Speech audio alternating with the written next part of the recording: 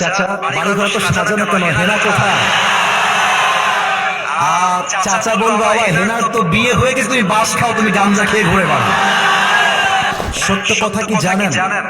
পুরুষ মানুষ যতদিন টাকা কামাই করতে পারে সবার কাছে প্রিয় থাকে, আর যেই দিনে টাকা কামাই বন্ধ হয়ে যায় আপন মানুষগুলো সব পর হয়ে যায়। এজন্য আমি সবাইকে বলবো, সময় থাকতে টাকা কামাই করো, হালাল ভাবে অনেক বেশি ব্যবসা করো, চাকরি করো, উদ্যোগ নাও, প্রতিষ্ঠিত হও জীবনে।